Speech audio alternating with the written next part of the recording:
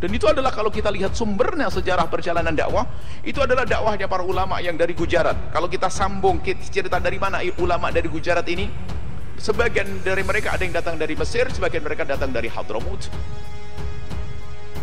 Sehingga hampir Wali Songo itu kalau kita lihat sanad ilmunya dan juga sanad nasabnya adalah kembali kepada yang ada di Hadramut sana. Bahkan kita hampir setiap saat, setiap Jumat kami kunjung kepada satu kuburan. Ada kuburan adalah Ambul Faqih, ada satu kuburan di situ. Dari situlah nanti Wali Songo itu adalah, kebanyakan Wali Songo nasabnya sampai ke situ. Berawal, ini sudah saya singkat, sudah saya rangkum. Berawal sekitar pada tahun 1300 Masehi, yaitu ada seorang ratu di Campa yang terkenal dengan nama Raja Kuntoro. Dia belum masuk Islam, masih non-Muslim, mempunyai putra 3, yaitu yang pertama Dewi Murdaningrum, yang kedua Dewi Condrowulan, yang ketiga Raden Jinggara. Nah, sebelumnya supaya bisa diketahui yang namanya Kerajaan Campa, Campa itu wilayah di Vietnam Tengah, Vietnam Selatan, ya Tengah Selatan itu namanya Campa. Nah, ketika itu datanglah seorang mubalik Islam dari tanah Arab yang bernama Sayyid Ibrahim Asmorokondi, yang kemudian beliau ini terkenal sampai sekarang dengan Sayyid Ibrahim Asmoro. Nah, beliau berdakwah datang sampai ke daerah Campa, yaitu mengajak Ratu Campa atau Raja Kuntoro tadi untuk mau memeluk Islam.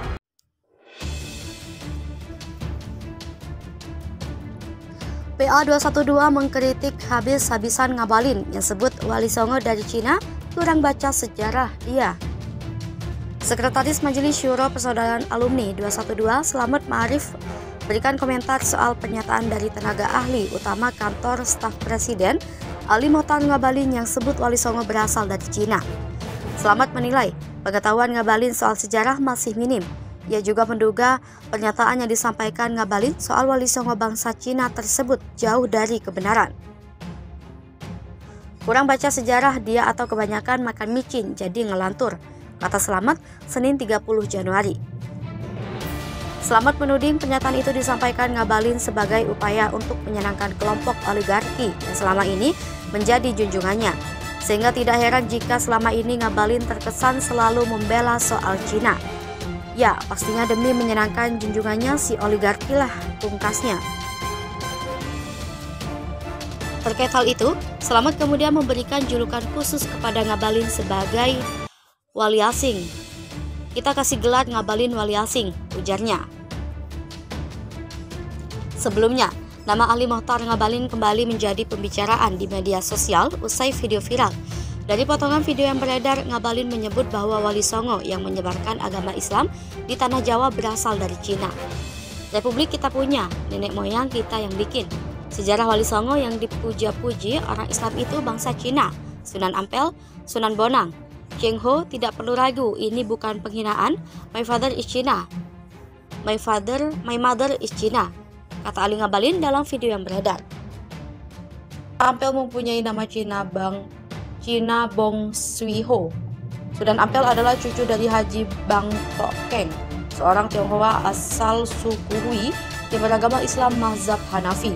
Haji Bong Tak Keng ditugaskan oleh Sampobo untuk menjadi pemimpin komunitas Tionghoa di Campa.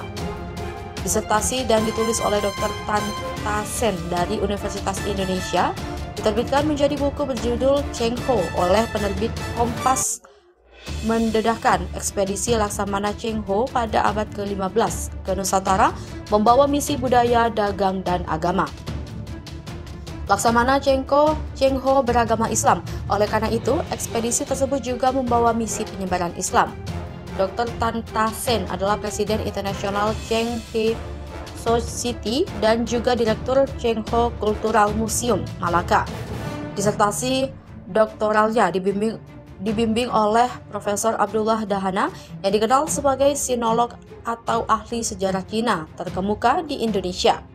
Cheng Ho melakukan ekspedisi besar sebanyak 7 kali, berkeliling Samudra Barat sejak 1405 sampai 1433. Armada Cheng Ho yang membawa belasan kapal dengan awak ribuan yang mengelilingi 33 negara di Asia dan Afrika. Wilayah-wilayah penting di Asia Tenggara yang disinggahi Cheng Ho antara lain Champa, Zenla Siam, Malaka, Jawa, Palembang, Samudra, Aru, Pahang, Kelantan, dan Sulu. Cheng Ho dalam ekspedisinya biasanya meninggalkan anak buahnya di beberapa tempat lokal untuk tinggal dan bermukim. Sebagai jenderal yang beragama Islam, Cheng Ho diyakini membawa banyak anak buahnya yang juga Muslim. Di beberapa wilayah Nusantara, anak buah Cheng Ho berkawin-mawin dengan perempuan lokal dan menyebarkan Islam di lingkungan baru mereka. Hasil disertasi Dr. Tan Tasen memperlihatkan adanya dimensi baru dalam penyebaran awal Islam Indonesia di Nusantara. Jejak pengaruh Islam dari Cina sangat jelas terlihat di Jawa dan Sumatera. Almarhum Kiai Abdurrahman Wahid alias Gus Dur pun mengaku bahwa ia punya darah keturunan Cina dari garis leluhur yang menyambung sampai ke para wali keturunan Tionghoa itu. Di sisi lain, Profesor Dr. Hamka percaya bahwa jalur penyebaran Islam di Nusantara datang langsung dari Makkah, yang berarti mutawatir langsung bersambung kepada Rasulullah. Hamka mengungkapkan berdasarkan naskah kuno Tiongkok sekitar 625 Masehi telah ada sebuah perkampungan Arab Islam di pesisir Sumatera Barat di daerah Barus. Marco Polo, seorang penjelajah dari Venesia, saat singgah di Pasai pada 1292 Masehi, mengungkapkan telah banyak orang Arab yang menyebarkan Islam di Nusantara. Perkembangan Islam di Nusantara makin pesat pada abad ke-16 Masehi. Islam telah menyebar secara merata ke seluruh wilayah Nusantara, termasuk di wilayah timur melalui Kesultanan Tidore yang menguasai wilayah Papua sejak abad ke-17 Masehi. Studi Hamka diperkuat oleh Profesor Azyumardi Azra yang melakukan penelitian ekstensif mengenai perkembangan Islam di Nusantara dan Asia Tenggara. Studi Azyumardi ini dianggap paling otoritatif karena ruang lingkup penelitiannya yang sangat luas. Menurut Azyumardi, para penyebar awal Islam di Nusantara adalah para ulama yang langsung dididik di Makkah dan Madinah, serta mendapatkan ijazah langsung bersambung ke Rasul.